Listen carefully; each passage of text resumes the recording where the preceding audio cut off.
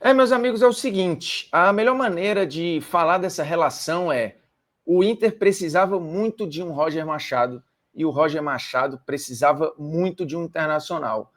E tá aí o resultado. Nunca pensei em ser perfeito, mas vou correr pelo direito. Fala moçada, beleza? O Bruno Formiga na área, nada mais convidando você a não fazer nada, a agir de alguma forma. Porque se você chegou até aqui, gostou do vídeo, like, não gostou do vídeo, dislike, comenta uma paradinha, dá uma opinião, sugere um tema de vídeo, compartilha aí o vídeo nos seus grupos de futebol, na família, no WhatsApp, enfim. E aproveita que tá aqui e se inscreve, né? Vê se a gente consegue chegar a 400 mil inscritos aí até o final do ano. Seria um ótimo presentinho de Natal que vocês dariam aí pro Formiguinha. E aí toca a notificação, porque é tanto conteúdo hoje, né, que é bom você ser lembrado quando tem um conteúdo que você acha legal. Também se você não achou legal, beleza, não se inscreve, não dá o dislike e sai fora, não tem problema nenhum também. É o seguinte, vamos falar do Roger Machado e deste Internacional que está a 16 jogos sem perder e somou 40 pontos nesse intervalo no Campeonato Brasileiro, uma parada assim fantástica, né? O Inter hoje tem uma perspectiva, o Inter sonha hoje com o topo de tabela, matematicamente isso ainda é possível. O Internacional que está aí e ano que vem disputará a Libertadores da América. Em algum momento da temporada, o que restava ao torcedor do Inter, o que estava muito no semblante ali, era a frustração, a decepção, até uma preocupação. E aí, óbvio, é preciso fazer o parêntese de que tanto o Inter, quanto o Grêmio, quanto o Juventude viveram um 2024 completamente atípico. Então, assim, tudo o que aconteceu no Rio Grande do Sul, né, com as enchentes, com gente desabrigada, com gente desaparecida, com gente morta, com os jogos dos três precisando ser remarcados, eles não tendo nem o seu estádio para jogar, com o CT impactado, com os jogadores impactados, isso é claro que tem que ser levado em consideração e acho que só transforma o trabalho do Roger em algo ainda mais fantástico, porque a temporada seria muito difícil para os três, né? Eles tinham uma gordura grande para tirar, eles tinham que correr atrás, porque os jogadores ficaram parados durante um tempo, Juventude menos, né? Porque a região foi menos atingida, mas o estado inteiro, num efeito dominó, acabou sofrendo com isso. Então, se os três lutassem para não cair, era muito justo. Era muito justo entender. Sabendo que, principalmente, o Inter tinha elenco, ferramentas para mais, né? No campeonato. Mas aí entra um outro ponto também, que parte da torcida concorda, uma outra parte não concorda. Acho que o Inter talvez tenha perdido tempo demais com o Kudê. Uma galera gosta, outra galera desgosta. O Kudê é um nome que ele cria muitas divergências no Rio Grande do Sul. E a diretoria do Inter ali gostava do Kudê e tal, e talvez tenha demorado a fazer a transição num trabalho que, com todo esse contexto explicado, ele era ruim. E vem o Roger, num contexto também complicado, complicadíssimo, inclusive. O Roger já fazia um trabalho muito bom no Juventude e ele seguiu fazendo este trabalho excelente no Internacional. Então, se você pegar o Campeonato Brasileiro de 2024 como um todo, o Roger ele estará na briga para ser um dos melhores técnicos do campeonato. Assim, é claro que o Arthur Jorge, o Abel, o Vojvoda, que são os três primeiros colocados, eles têm de estar nessa briga.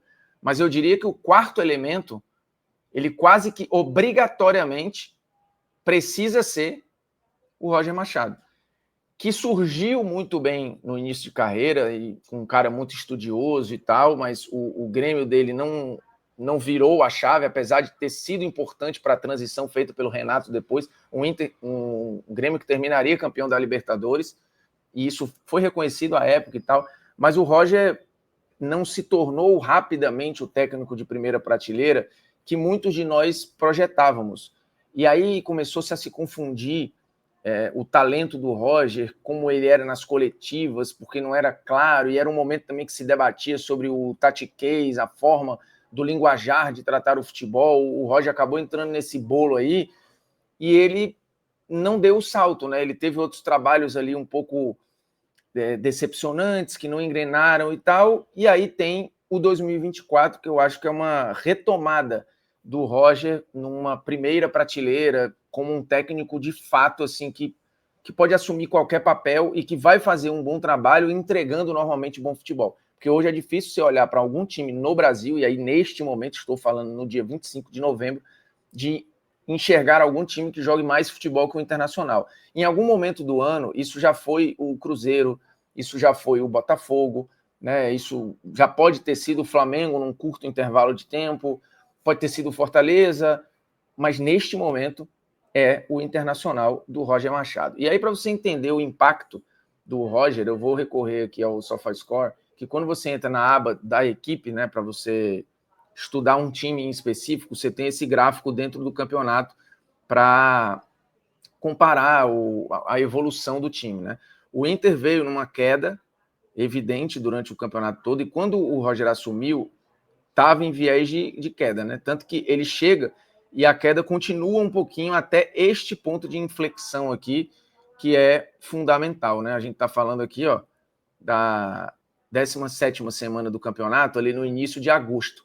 É aqui, no empate contra o Palmeiras, que começa a mudança. E aí é um Internacional que só cresce, né? É um Internacional que começa a ter ótimos resultados, tem, apesar dessa derrota aqui para o Atlético Goianiense, um momento de alta, e aí o time não perde mais. Ó. São 16 jogos de invencibilidade, com alguns jogos e alguns resultados bem marcantes, né? Você tem o 2-1 contra o Fortaleza, que é um jogo bem importante. Esse 3-1 fora de casa contra o São Paulo também é um resultado muito importante. Ele empata contra o Corinthians fora, quando o Corinthians já estava ali numa transição de um momento importante. Tem a vitória no Grenal e jogando muito bem.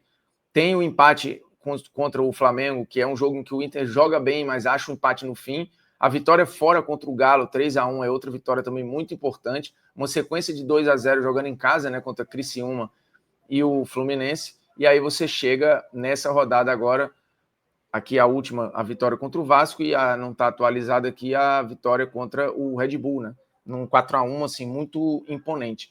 E o que chama atenção também, e quando eu falo no início do vídeo que o Inter precisava de um Roger e o Roger precisava de um Inter, acho que para se recolocar de novo, né, como um técnico promissor, de futebol bem jogado, de ótimas ideias, de estudo, de ótimas aplicações, Roger precisava dessa prateleira, desse holofote e desse trabalho, por enquanto, né? O ano não acabou ainda, provavelmente o Roger vai ficar para 2025, e aí o Inter tende a entrar em 2025 com muitas expectativas, o que também não tem sido novidade para a torcida do Internacional, mas o que eu acho mais legal quando fala que o Inter precisava do Roger é a forma como ele potencializou algumas figuras. O Inter tem um elenco técnico, né? Um elenco que tem cuidado com a bola, que sabe jogar, que tem vários jogadores, como a gente chama, de pé bom, e que muitos não estavam conseguindo desenvolver, muitos não estavam conseguindo jogar. O Alan Patrick é uma exceção, ele basicamente sempre jogou bem, mas você tem o crescimento de vários outros, assim, o próprio Bernabé acho que passa a jogar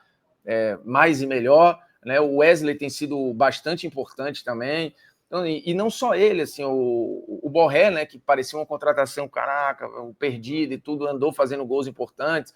O Roger recuperou algumas figuras ali desse Internacional que a gente nunca negou a qualidade, mas enquanto coletivo, o Inter não acontecia ali com o Kudê, e ok, o Inter passou por tudo que passou, assim como o Grêmio e Juventude, mas esse trabalho do Kudê já dava sinais antes disso de problemas, e esses problemas eram apontados, repito, o Kudê é um nome bem controverso ali na torcida do Internacional, mas acho que a troca ela foi muito positiva para o Internacional, que acabou caindo nas mãos de um técnico com muita consciência de construção, de cuidado, de paciência com a bola, de aproximações. Então, assim, tem sido bonito ver o Inter jogar, apesar desse cuidado com a bola. É um time bem letal em transições, que ataca bem espaços quando esses espaços acontecem. Então, não é um time que tem uma só maneira de jogar, e o Roger vem mantendo essa constância que dá resultado, que dá desempenho e que dá perspectiva para o Internacional depois de um ano tão difícil.